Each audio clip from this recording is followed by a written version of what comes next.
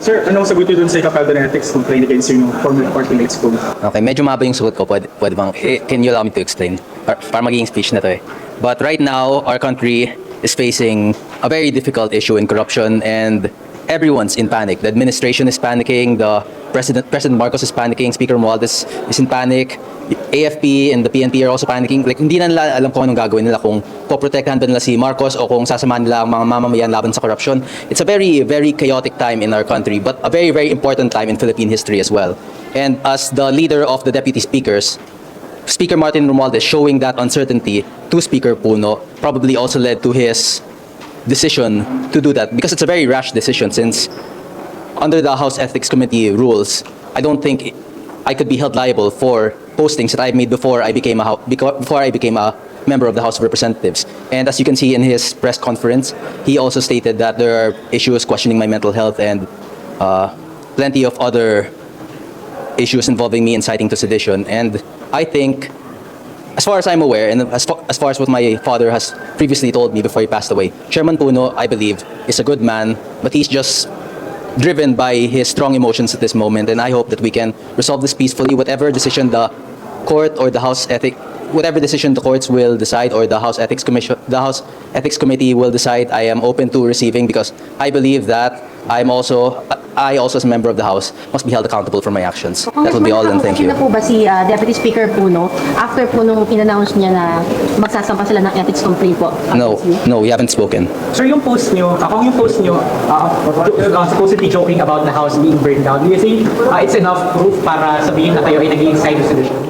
The thing is, a large majority of Congress do not believe that the protest will escalate, and that's because they do not know how angry the people are. I'm aware that it just takes one wrong step by either the AFP, the PNP, or the protesters for this to escalate and blow out of proportion. And I wish for that not to happen. And in case that does happen, I wish that we would take the necessary steps to minimize the damage, even if anything should happen to our government institutions. Well, what was your side of the story? Kasi kahapon sabi ni Kong Puno, you stormed down the office of the majority leader and to be speaker, you asked daw yung mga members in that room na inoferan mo daw silang maging deputy speaker, sumama sila sa'yo, you were gathering signatures daw after. No, your side of the story, Thomas. Please continue. Okay. So my side of the story is, what he said was mostly correct, but the offering of deputy speakers is incorrect. What I said was that if elected speaker, I will build a house where every political group and every political belief will have a deputy speaker to represent them, instead of the deputy speaker system that we have now, where all the deputy speakers are close and connected to the House Speaker, Martin Romualdez. And if elected speaker, one of the pro-administration will be a deputy speaker to represent the needs and the interests of the administration. But you have the numbers already, Congressman. Well, The numbers. we're getting there. Just wait and see. Do you have a ballpark figure kung ilan na po yung siguro yung sumusuporta sa inyo? It's hard to say. Maybe 1 or 2. Sabi ni Congressman Puno, you are not well. How do you respond to that? Well, as I've said, mental health accusations, when you are not a mental health professional or even like any sort of medical professional, is very unprofessional. So let's just say that he's free to think whatever he wants. I still deeply respect him, though I think that he is wrong in saying that. Pero are you unwell po? Are you unwell po? I do not believe that I'm unwell. I've not been diagnosed of any serious mental conditions that could lead me to be unable to be fit for service. Sir, ano bang reason lang para, o ano bang factor lang para mag-stop kayo daw sa pag-post? What do you mean?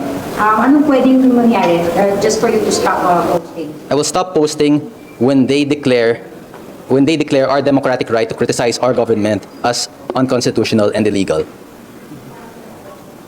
That's what will happen. As long as I have the democratic right to criticize this government, I will continue speaking out against the corruption that I see. Pero sir, si Congressman Puno, hindi naman tungkol sa yung sinasabi nyo, hindi naman siya about criticism, rather the actions that are unbecoming of a lawmaker. Yun po yung sinasabi nyo. Well, it's always a matter of interpretation. The House Ethics Committee will decide whether or not my actions were unbecoming of a lawmaker. A question lang, because it was also pointed out by DS Puno na you could have said it in a plenary, in a privilege speech. Do you have like any schedule plan for your speech? Or Well, actually, last week I planned to have a privilege speech about the issue before I openly spoke out against Romualdez, but Majority Leader Sandro Marcos advised me not to do so. Ano ba yung sabi niya? Because there's a possibility of complaint being filed in the House Ethics Committee if I were to make a privilege speech against that. Are you willing to submit any medical records to prove that you're well? Kasi ang sabi nila kahapon, the members of the you are unwell and parang you're not behaving. Medical records? Well, firstly, medical records are purely confidential. So unless if there is a court order for me to submit a medical records once I am questioned of my sanity and my ability to properly serve the people of my district, then I will submit a medical record. But are you willing to voluntarily give this?